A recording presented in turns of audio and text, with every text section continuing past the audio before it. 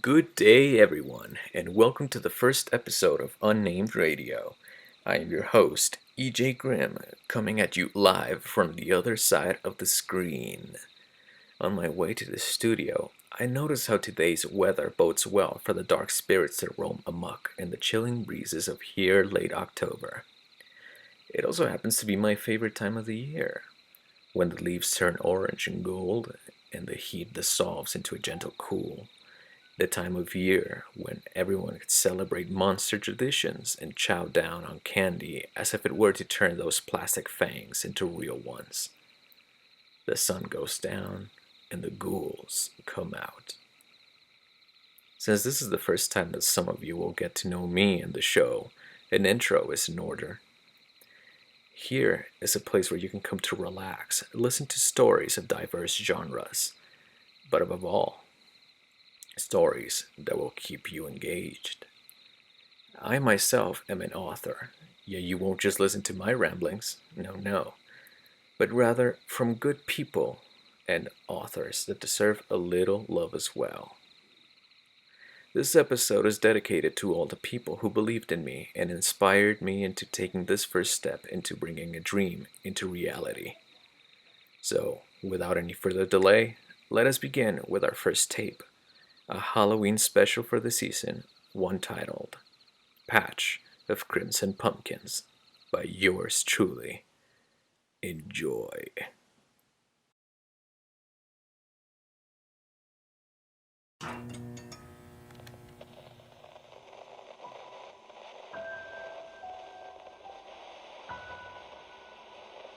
Wouldn't you guess it? I had been unemployed for the last 2 months since me and my coworkers were laid off after the company's stock plummeted. I'm sure you wouldn't care about it. It was just a plain and boring office job anyway, but it kept my bills paid. I felt the need to drown away the sorrows after being turned down yet again from another job. But I can't afford to burn a hole in my wallet. Not to mention that I have to feed my dog, Rusty, who is an old beagle. It wouldn't be too long after that arduous and eternal period that spanned the length of 60 days that my eyes caught the glance of a newspaper ad. This was quite odd, because the description reads that it's a farm job, at night, for a week's time. The pay is really good, but for what it is, I can't help but wonder, is it a scarecrow job, perhaps? I don't know. I don't suppose I'll know until I get there. So, here's hoping for something good. Rusty has been wagging his tail at me. It felt encouraging to remember for whom I had taken this opportunity. The morning after, I called a number adjacent, and a raspy voice picked up on the other end, like an old man who wasn't too happy to talk to an outsider. Hello. Hello, sir. I'm calling about the newspaper ad. About the night job? Sure. The job is watching over the pumpkin patch at night for a week, and while the missus and I take a trip for some personal business. Our daughter has passed. Oh, I'm sorry to hear that. Sure, I'll take the job. Wonderful. Are you able to start today? Yeah. Yeah, sure. Great. Come to Gallant Farms just outside of town. We will leave some instructions at the ready for you. What's your name, son? I'm Adam Edison. Adam. I am Stephen Gallant. Don't be late. The call was cut short before I could even say a proper response or he could finish telling me what he was going to say. It was odd. Well, I would be lying if I said I don't feel rather hesitant in going there, but I do need the money. So I drove there for about an hour. Traffic was quick. The streets have been rather lonely these days. Even the weather has grown deeper into winter than it has into fall, complete with skies shrouded in dark clouds and wind that feels like the cold breath of death. As soon as I arrived, I identified the farm from the picture it had in the ad. There was no sign outside, and it certainly looked better in the newspaper. By simple glances, you could easily assume that this place that looks like an odd 60s style futuristic factory. And, well, it has certainly seen better days. As I drove past the gate and into the rocky road, I approached Rust's paradise. I suppose this place might be too hard for an old married couple to maintain. As I parked my car,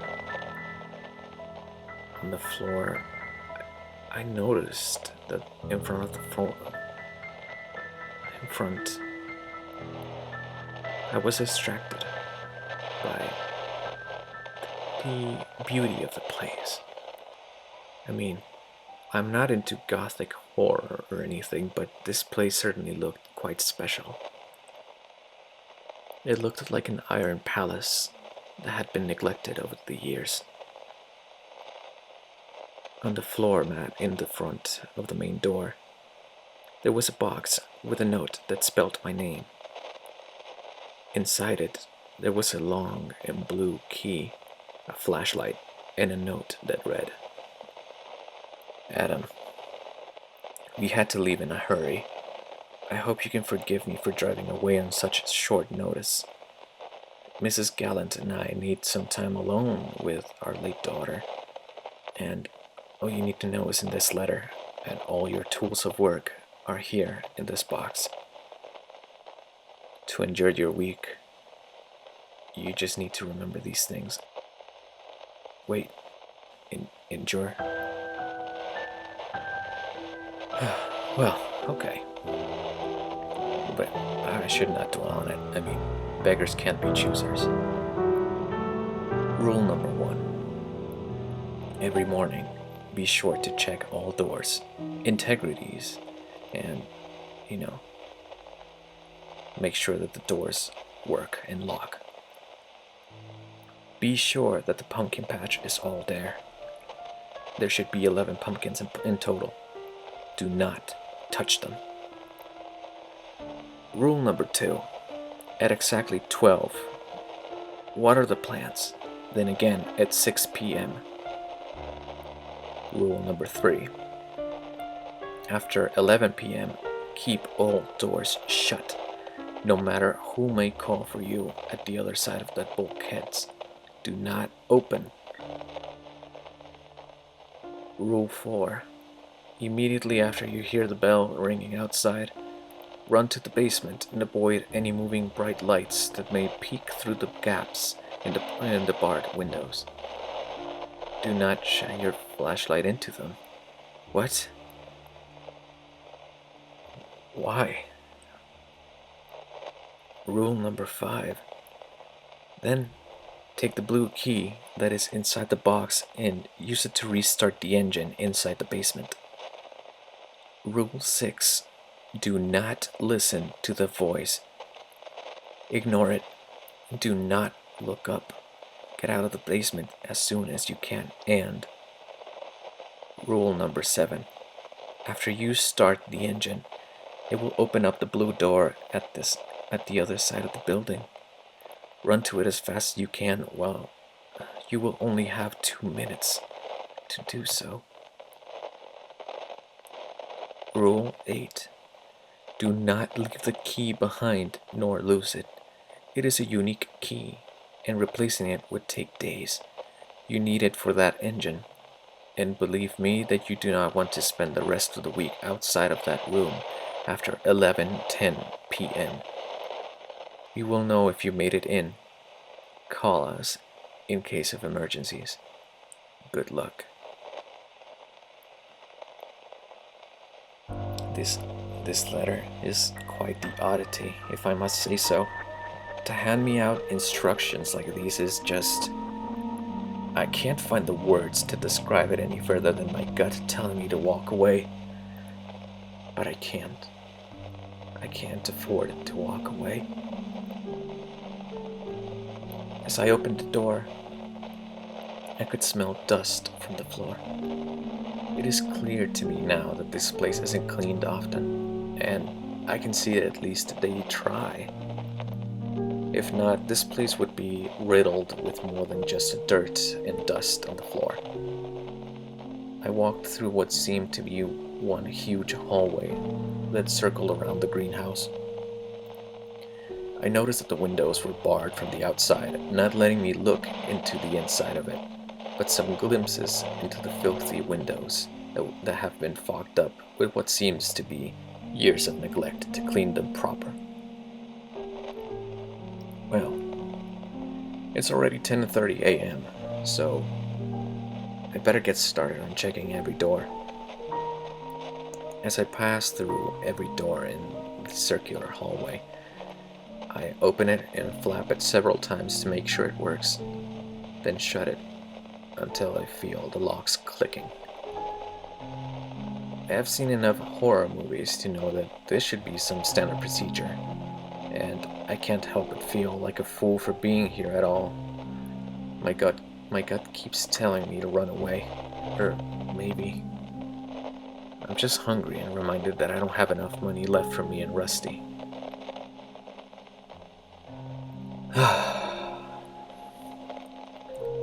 As I finished with the last door, for which I counted 20, I headed over to the greenhouse.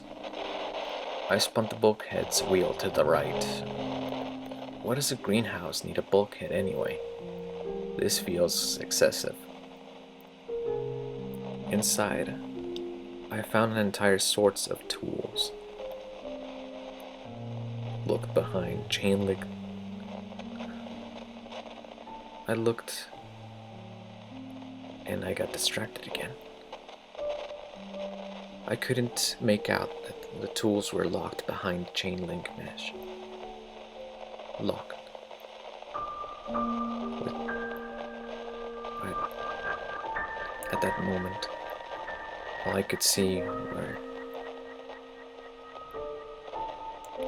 them.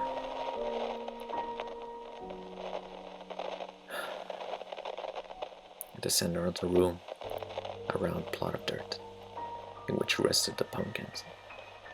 Light shone into them from all around.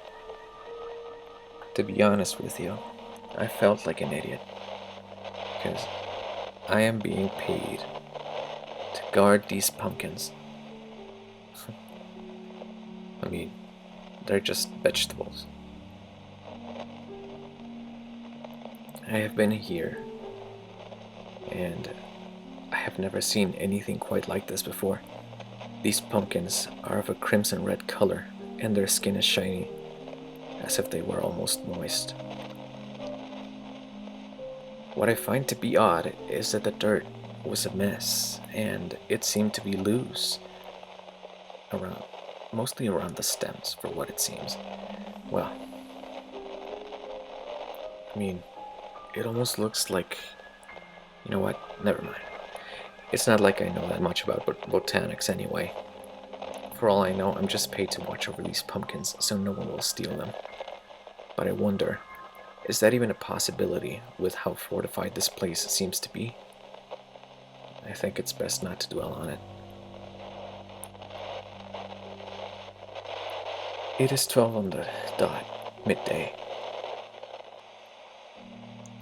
So I hit a large green button on the outside of the greenhouse, which set off the sprinklers inside of it, watering the pumpkins. So that's that. I will just go somewhere and relax, listen to some music, and call my next door neighbor to check up on Rusty. He is a good boy, and he waggles his tail with a passion. Mostly after he heard my voice through the neighbor's phone. Maybe bringing him here would have been a better idea. He could have kept me some company. As the call ends, I'm reminded that I have some extra steps to take care of, so perhaps it's best if I plan my route. Honestly, I'm creeped out by the rules. I have the routes mapped out in my mind, and if I run, well, it should only take me about a minute for me to get down from the engine room in the basement all the way up to the blue door at the end of the second hallway. That door is sealed shut. No handles or anything to open it manually. If I must guess, it should have a handle around the other side of it, or how else would I get out? I mean, it just seems logical to me. After a few short hours, I go back to the greenhouse and press the green button once more at 6 p.m., just as instructed. Shouldn't plants be watered only once per day? This whole ordeal has been really strange to me, and as I pondered, I caught the smell of something rather bittersweet, like a pie that has been both freshly baked and rotten at the same time. And as I was lost in thought, a pebble cracked the window in front of me, startling me. I couldn't see who it was. How did anybody even get in here? I try to glance at anything from beyond the windows. If someone is inside with the pumpkins, for sure I will not get paid. As I opened the bulkhead, I saw that there were footprints on the dirt. Someone was here, and how did I not notice? At least it doesn't seem like they took anything or even broke anything beyond, well, the cracked window pane. I should hurry up, lock all the doors, and hop into my car. I need to leave this place as soon as possible. To hell with the rules.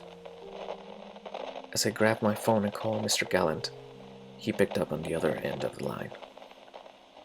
Hello. Hello, Mr. Gallant, it's Adam. Yes. I know who you are. What do you want? I'm sorry, sir. I'm just already creeped out by this point. I'll just shut the doors and hop into my car. I'll leave. I can come back in the morning, but I really don't want to stay here overnight. Just, Jin, safe. Hello? Hello, can you hear me? Oh, yeah, I can hear you better, sir. It is important that you turn on the engine. It will put them to sleep once more. What? The pumpkins. The pumpkins will choke, and you will be safe with the engine. But to the safe room, you choke. What? What do you mean the pumpkins will choke? What are you saying? Listen, kid. These pumpkins are evil and can't be destroyed. Do not let them out and put them to sleep or they will break out. All right. Hello? The call was cut short. It did not have a good reception to begin with. All right. I'll turn on the engine and I'll leave. Yeah, that's a good idea. I'll just do that and leave. Job well done, and I don't have to stay here at all. As I wait inside my car, I can't help but wonder about his words. What are those pumpkins really? He said that they're evil and can't be destroyed, but pumpkins? I don't expect them to move or have psychic abilities or anything, but then what? I stare impatiently at the clock in my car as the hours go by. Alright. If I wait any longer, there will be no sunlight to aid me. I must go check if the intruder is still there. Seal the doors and get back to the car. After some extensive and thorough search, I found nothing. The footmarks don't leave the greenhouse, and wow, maybe those were there before and I didn't notice. Jeez, I've been so creeped out by the rules that maybe this was just a psychological torture and I didn't even notice. Maybe this was just an experiment. Yeah, that would explain why this place looks like a lab and the pay is too good. Yeah. Who pays almost 5 figures only for a week of work? Yes, that must be it. This is just some sort of sick experiment or prank show for Halloween, right? Well, I feel less tense at least. I think it's stupid to fall for a prank like this in the first place. I opened the bulkhead once more and stepped inside, headed towards the pumpkins. Are these red things really supposed to be evil? Oh, please. But wouldn't you guess? This is the moment I find out everything is a lie. Yeah, this is the moment in which I finally realize this is a prank, a show, maybe an experiment. But it wasn't. As my hand reaches out to touch one of the pumpkins and feel its moist skin, I feel a harsh burn on my fingers. I bleed as my skin melts. Is this acid? As I grunt and try to contain my pain, squeezing my own wrist so as to prevent further blood loss. I hear the bell ringing outside. Oh no. The pumpkins, they're moving. And the bells keep ringing. I run and I shut the bulkhead behind me as I look at those things rising from the floor with their vines and their stems. It is hard to look at the bulkhead's wheel with one hand. It's hard to lock it. It keeps slipping. Oh, not to mention even the pain of it.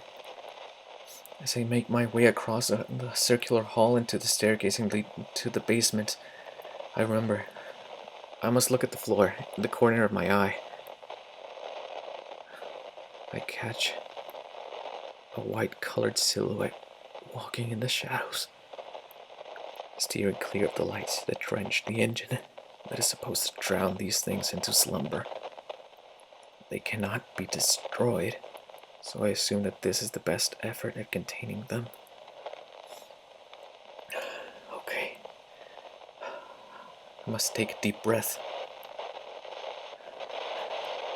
With my right hand bleeding, I can't get the key out of my pocket, and using the left make it feel more like an impossible chore.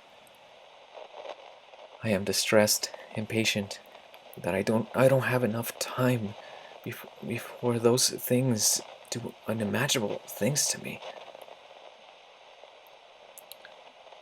So, alright, I gotta stay calm. So I take the key out with my right hand, and it slips from my grasp, falling onto the floor.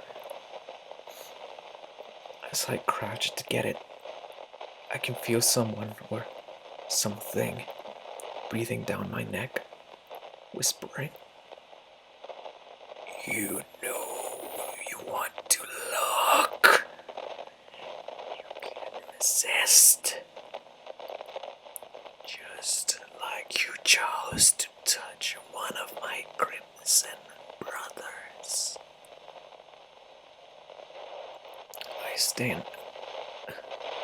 stay there for one brief moment, and I stand up slowly, without even trying to look elsewhere but the bloodied key, as I insert it into the keyhole in the engine, and turn it clockwise until I hear it roaring.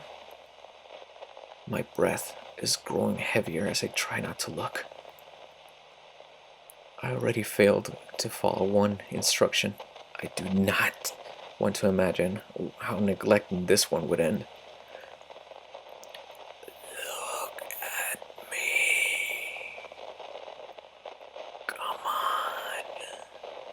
Feed me! I hear heavy footsteps running towards me in great aggression and rapid succession. I sprint faster than I ever had before, up those stairs and ignore the cries of help coming from inside the greenhouse, down to a very familiar whining for what seemed to be Rusty. It isn't real. It's not really him. I must not. I can't. I mustn't turn back.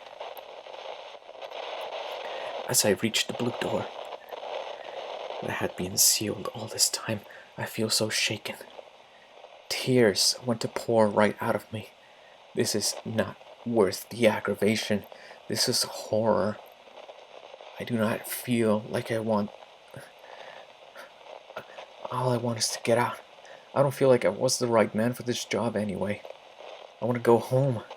I want to hold my dear old Rusty and never let him go again. But as the door shut behind me, I'm still processing of what any of it was and what is going on. I am distraught. I want the night to end when I know it has just begun. I hold my hand close as I feel a shivering running down my spine. It's getting colder in here. As I turn around, I see one of those pumpkins, rotten and inanimate, but also I see her, the daughter of the Gallants, standing in the middle of the room, holding one of those things in her arms, her skin melting off, and her face is filled with glowing pumpkin guts that have inserted themselves into her mouth and eye sockets, controlling her like a puppet. I can't breathe. I guess this is it for me. This is when I...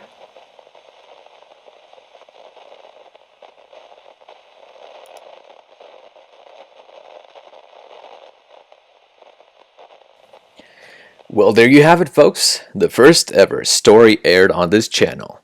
If you liked it, please leave a thumbs up and subscribe. Don't forget to let me know your thoughts in the comments down below. And consider supporting this channel by becoming a patron.